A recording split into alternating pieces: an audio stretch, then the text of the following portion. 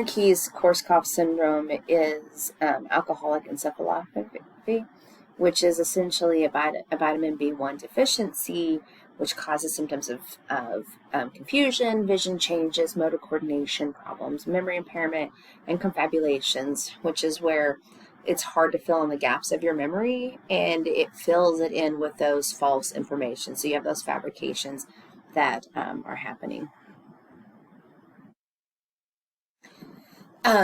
Research is showing us that lots of individuals who are alcoholics have a GABA deficiency, which is your tranquilizer neurotransmitter, which helps you calm things down.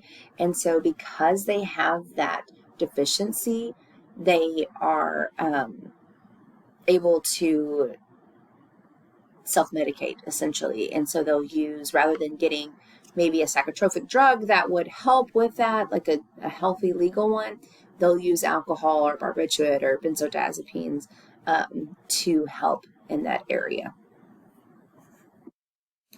So we do have possible complications from the central nervous system from chronic depressant abuse. And so you can see different things that barbiturates are going to cause sedation, drowsiness, depression, unusual excitement, poor judgment, just several different things. And the withdrawal can be life-threatening.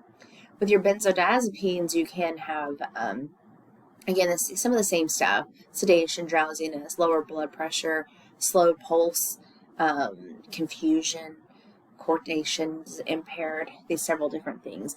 Some of the problems with depressants are that if we take too much or we take too many of the same things, then our central nervous system goes so low that we just can't wake back up.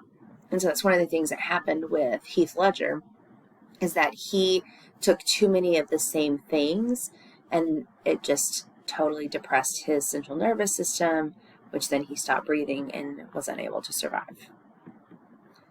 Stimulants are going to increase that neural activity.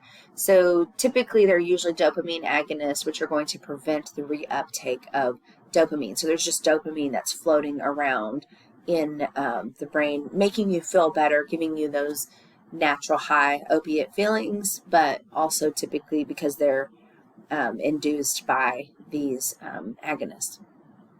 So different things that we're looking at there will be cocaine, amphetamine, methamphetamine, bath salts, ecstasy, all of that. The dopamine activity is associated with that reward and the craving, and so that's why these are so highly addictive.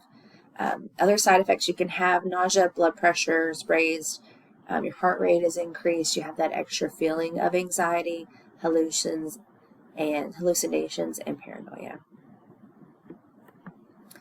So amphetamines, the bad thing is we use amphetamines regularly. There's a lot of medication that we have to get from behind the pharmacy counter because it has these amphetamines in it, or our children or adults who are suffering from ADHD, we give them these amphetamines to help treat that, which it's beneficial and can help them, but it also can be hard on them. And just, obviously it's not the healthiest thing, but it's trying to help them to be where they can function better. So stimulants are going to give you extra energy because they're increasing that central nervous system. So they're helping you move more, become more alert. That metabolism increases because you're moving. You're full, so you don't really need to eat more. You feel great. You have better self-esteem. Nervousness can happen, and insomnia can happen. I knew a guy who took speed for 21 days, and he said he just didn't sleep. And it was not a healthy thing. I don't recommend it at all. But it was something that kept his body awake and kept him moving. He hardly ate. There's another thing that when we first learned about stimulants or amphetamines, we gave them to our soldiers. I think it was one of the World Wars, maybe World War I.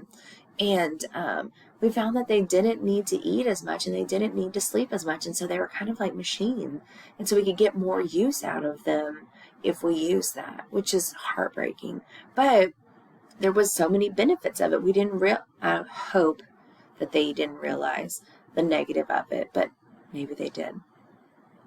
Okay, the possible effects from chronic stimulants abuse: tremors, severe mood swings, panic, paranoia, delusions, hallucinations, that psychotic behavior.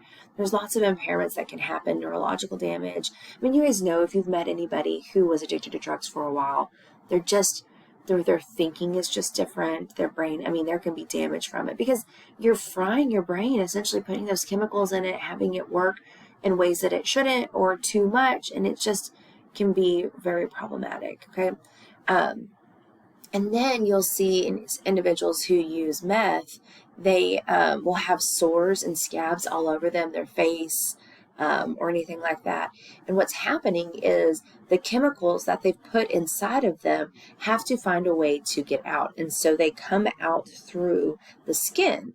And it's very painful. It's burning and it's yucky. But because of the hallucinations that they're having, they feel as if there's bugs crawling underneath their skin. And so they pick those bugs in order to get them out from underneath them.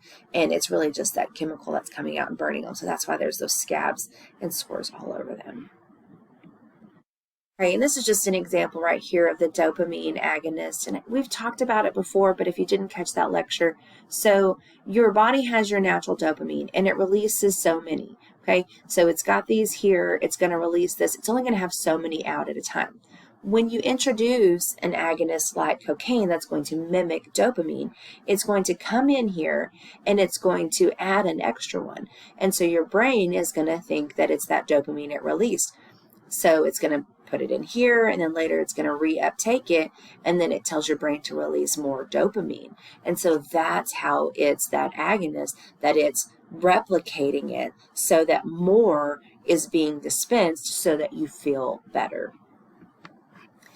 Caffeine and nicotine are also stimulants. When we think about people with addiction, we don't like to think about those of us who have a caffeine addiction or a nicotine addiction because we like to think that it's not the same. And reality is we all have some type of addiction, okay? So caffeine is definitely going to be a stimulant. It gives you that increased energy, that arousal. Same thing with nicotine. It does have some arousal, does have some reward mechanisms, very highly addictive. Some of the complications from chronic nicotine abuse would be shortness of breath, cancer. You guys know this. Even passive smoking, being around somebody who smokes, still puts you at risk for illness, asthma, cancer, all that stuff. I had a friend who was a smoker, and her son had severe asthma, and she just kept saying it was because he didn't have the right inhaler and all this stuff. And then all of a sudden one day she decided to switch to vaping, and all of a sudden he was fine.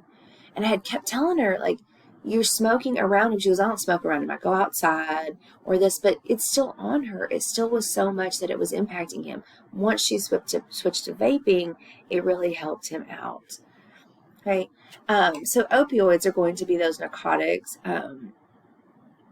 Sometimes we have, like things that we use in the hospital to help, and then other times they're illegal. So if you have a prescription for, methadone or hydrocodone, it's legal. But if you're just buying codeine off the street, or you're borrowing someone else's medication, or getting heroin, that would be illegal uses. Okay. Heroin was originally something that was just sold over the counter. Again, it was something we didn't know was so horrible.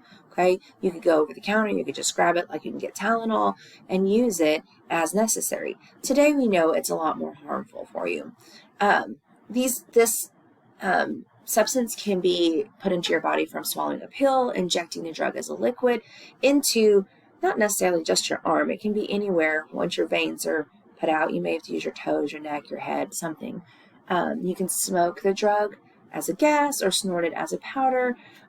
Really, there's so many ways you can get it in, and people have their preference, and certain ones get them in faster than others. But opiates relieve pain. That's why we use them in the hospitals for morphine, for your painkiller whenever you are coming off of a surgery or you're at home recovering. You get an intense euphoria. There can be lethargy, drowsiness, because it's a depressant. Constipation, confusion, shallow breathing, again because of that depressant, and then excessive perspiration because our body's trying to break it down and process it and get it back out. So very negative things can happen from this as well. Again, that respiration, depression, and arrest, it slows our central nervous system down so much that we may become ill. Physical dependence it doesn't take very long. They're highly addictive. And we become obsessed with that possession to overcome it. We will commit a crime to get that drug because that's all we can think about. I mean, think of somebody who's addicted to sweets, and that's all you can think about is to get that sweet. And so you're trying, like I went to a birthday party last night, and there was a cupcake, and all I thought about was eating that cupcake. Now, I'm trying to eat healthy. I'm trying not to eat sugar, but I was eating my vegetables and I was eating things, and I wanted that cupcake. It's all I could think about. I didn't go get it, but it becomes an obsession to us. And the same as with the drugs. Okay. And then you have all these physical issues there, collapsed veins from sticking the needles in them, and it can lead to death. Withdrawal symptoms, like we said earlier, can be horrible. You can get them within 6 to 24 hours of your last dose. It feels like the flu. If you've ever seen anybody detoxing, it is horrible, and they can die from it because their body just can't handle it. Even a baby in the womb can die at birth because they may be so addicted they need that drug. It's really heartbreaking. Hallucinogens are going to change the sensory and the perceptual experience and can provide very vivid hallucinations. And so you can have this from mescaline, LSD, PCP, ketamine. All of those are going to be different type of like serotonin agonists or glutamate receptor antagonists. So it's just how the body processes them, how they mimic or block whatever's happening. Now, marijuana, it may have some health benefits, but it does have a lot of like damaging not benefits, but deterrents or something that's going to be harmful on the developing brain for sure. We see that the teen brain, because it's still developing, it is especially vulnerable to drug use. If you have a child or a teenager who's using marijuana heavily, it can drop their IQ 8 points, which is huge. Okay. We also see that if teens use heavy marijuana, their educational outcomes are lower. They score lower on their grades, their exams. They're less likely to graduate high school or college and less likely to enroll in college. They have a lower satisfaction with life. They're less likely to earn lower money or lower income, and they're more likely to be unemployed. So substance abuse and dependence typically begins as a teenager with experimentation. Sometimes people are just bored. Their friends kind of pressure them into it and that kind of stuff. Research shows that the average age for a youth to try alcohol is 11 for boys and 13 for girls, and that the average age at which Americans begin drinking regularly is 15.9.